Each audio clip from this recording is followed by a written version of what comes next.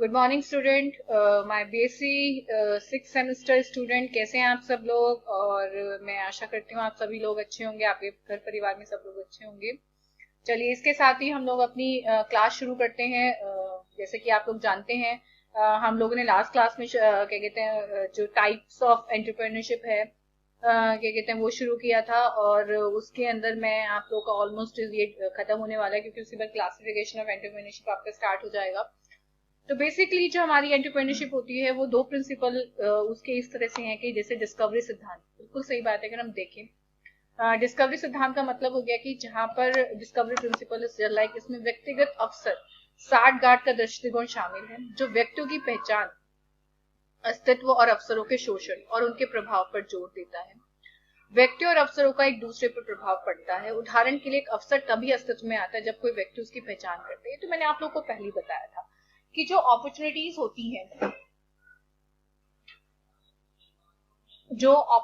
होती हैं, वो कभी भी अपने आप आपके क्या कहते हैं, आपके सामने आकर खड़ी नहीं हो जाती कि देख, I am the opportunity and you have to क्या आपका कंसीडर दिस अपॉर्चुनिटी कि तुम मुझे ले लो। ऐसा नहीं होता है। अपॉर्चुनिटीज डेफिनेटली आपके सामने खड़ी होती हैं, but you have to identify, आपको उनके अस्तित्व को कंसीडर करना पड़ता है। क्योंकि तब जब तक कोई बंदा जो अपॉर्चुनिटी है उसको क्या नहीं करेगा, ग्रैप नहीं करेगा, तब तक वो क्या नहीं कर सकता, आगे बढ़ ही नहीं सकता। उसने बोला ना कि एक तभी अस्तित्व में आता है जब कोई व्यक्ति उसकी पहचान करता है। साथ ही साथ एक व्यक्ति मौजूदा अवसर के कारण उद्यमशीलता की गतिविधि को पूरा करता है। आगे मेरी बात समझ में? तो वो इन्होंने यहाँ पर क्या किया बताया, क्योंकि देखो सीधी सी बात है, एक व्यक्ति मौजूदा अवसर के कारण अगर किसी भी चीज को एंटरप्रेन्योरशिप में उतारना चाह रहा है तो वो एक्टिविटी इज वेरी इंपॉर्टेंट। आगे मेरी बात समझ में? क्योंकि एक्टिविटी हमारी वो तभी हमारी पूरी हो पाएगी, या वो अपॉर्चुनिटी हमारे लिए तभी सही साबित हो पाएगी जब एग्जैक्टली हम उसको पूरी तरीके से समझेंगे, जानेंगे, और उसको अपनी क्या कहते हैं, जैसे ना एक सोच, हमारी एक सोच आपकी फिजिकल तभी बन पाती है जब एग्जैक्टली उस सोच को हम लोग उतार कर कहीं ना कहीं उसको कोई रूप देते हैं। क्योंकि वो सोच सोच ही रह जाती है और लोगों तक नहीं पहुंच पाती है अगर हम उस सोच का सही इस्तेमाल नहीं करते हैं।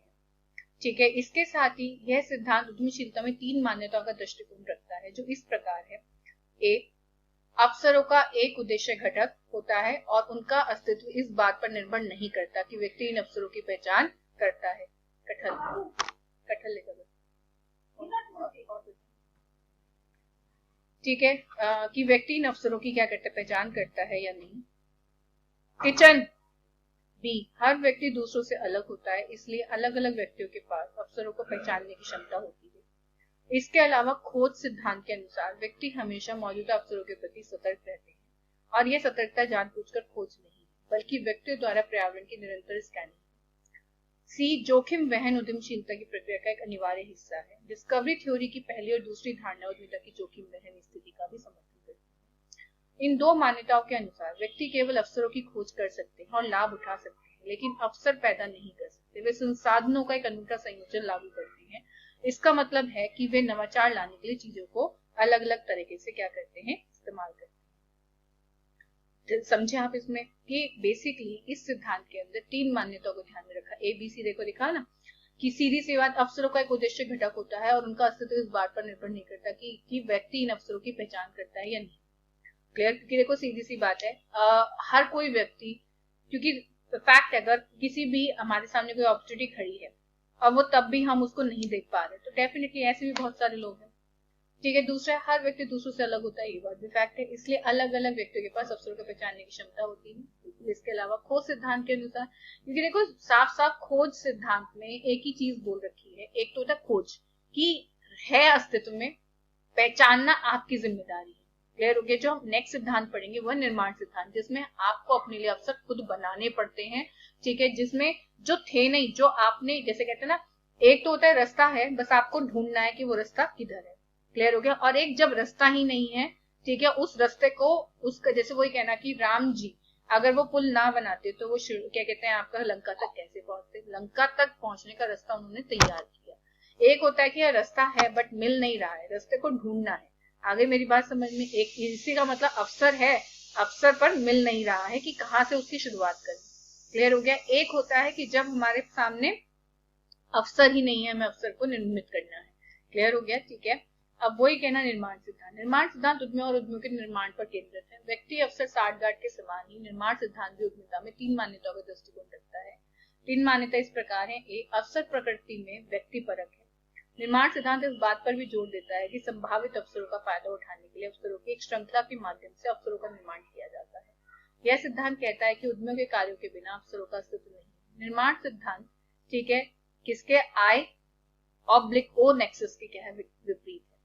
समझ रहे हो मेरी बात। निर्माण सिद्धांत बेसिकली उस सिद्धांत के लिए बना हुआ है ठीक है जो अल्टीमेटली दूसरों से बिल्कुल क्या है डिफर है। देखा ना कि व्यक्ति अवसर साठगांठ के समान ही निर्माण सिद्धांत भी उद्यमिता में 3 मान्यताओं का दृष्टिकोण रखता है। 3 मान्यता इस प्रकार है कि अवसर प्रकृति में व्यक्तिपरक है, सीधी सी बात है, क्योंकि देखिए सीधी सी बात अब ये डिपेंड करता है। अब यहाँ पर भी जैसे वहां पर था कि कोई बंदा ढूंढ पाता कोई नहीं ढूंढ पाता, इसी तरीके से हर व्यक्ति सिचुएशन के साथ क्या करता है आपका कॉम्प्रोमाइज करता है। और कुछ व्यक्ति ऐसे होते हैं सिचुएशन के साथ कॉम्प्रोमाइज नहीं करते, वो ये कहते हैं कि नहीं हमें तो अपनी लाइफ में कुछ ना कुछ करना है, तो हम अगर नहीं भी अपॉर्चुनिटी है हमें अपॉर्चुनिटी क्या करनी है क्रिएट करनी है। समझ रहे मेरी बात। तो वो इन्होंने यहाँ पर एक्सप्लेन किया। उदाहरण के लिए उपभोक्ता इलेक्ट्रॉनिक संगठन जैसे कि सैमसंग नए उत्पादों को विकसित करके बाजार में उन उत्पादों की कोशिश करके उन उत्पादों का पता लगाते जो उचित रूप से सफल हो। बिल्कुल सीधी सी बात। अब मैंने आप लोग को इसके लिए कई बार एग्जाम्पल दिया है, तो हम इसका एग्जाम्पल इस तरह से ले सकते हैं। ये तो मशीन जो मिक्सी है वो कभी थी नहीं, पर मिक्सी को बनाया गया। क्यों? क्योंकि उसको पता किया गया कि बेसिकली मिक्सी की रिक्वायरमेंट क्या है। जैसे कि अगर मान के चलिए कि आपको पता है कि पहले इन द क्या आपका अगर we discuss about it in the क्या आपका अर्लियर टाइम्स, तो अर्लियर टाइम में क्या होता था आपका भाई जो लोग होते थे उसमें मैन वाज द क्या आपका working, but the women was not the क्या आपका वर्किंग, नहीं होती थी। ठीक है मतलब मोस्ट ऑफ द टाइम ठीक है आपका जो लेडीज होती है दे डिड द क्या आपका all the house, they complete all the क्या आपका हाउस चोर्स। ठीक है लाइक जो भी हमारे घर के काम होते हैं वो सारे के सारे वो कंप्लीट करती थी। एंड कंप्लीट करने के बाद ही क्या कहते हैं मतलब कंप्लीट करने में इंक्लूड एवरीथिंग की वो मसाले पीसना, ठीक है आपका घर के अंदर जितने छोटे से बड़ा काम एवरीथिंग, तभी उनका पूरा दिन बीत जाता था। बट आपको पता है कि जैसे जैसे समय बीता औरतें घर से निकलनी शुरू हुई तो ultimately obviously when they give the क्या आपका देयर मोस्ट वैल्यूएबल टाइम ठीक है डूइंग द क्या आपका क्या कहते हैं अदर वर्क एक्सेप्ट द क्या आपका हाउस चोर, तो उसके लिए डेफिनेटली घर के काम करने के लिए उनके पास क्या होगा कम समय रह जाएगा। अब कम समय के अंदर उनको बहुत सारे ऐसे काम करने हैं, कम समय के अंदर उनको ऐसे बहुत सारे काम करने हैं जो अल्टीमेटली क्या है मतलब जो आपके मतलब उनको टाइम पे पूरे भी करने हैं। घर में अपने घर में जितने भी रहने वाले लोगों को खाना भी देना है, अपने परिवार के अंदर क्या कहते हैं अपने बच्चे को भी देखना है, एवरीथिंग। ठीक है तो उस केस में ही आपकी बहुत सारी चीजों की उत्पत्ति हुई। पहले बच्चा घर में पलता था, बट अब बच्चा बाहर पलता है। उसके लिए आपके क्या निकले, ये भी एक अपॉर्चुनिटी आपकी बनाई गई कि भाई क्या कहते हैं जो डे बोर्डिंग्स होते हैं जिसमें आपके बच्चे को आप छोड़ जाते हो, जिसमें आपके बच्चे को पूरे दिन वो रखते हैं। And when you come from the your office ठीक है तो क्या कहते हैं आप you pick up your child from the क्या दैट डे बोर्डिंग, ठीक है, और उसके बाद अपने घर ले जाते हो उसको। आगे मेरी बात समझिए कि मैं क्या कहने की कोशिश कर रही हूँ। तो अल्टीमेटली तो वो डे बोर्डिंग आपकी नई अपॉर्चुनिटी क्रिएट हुई।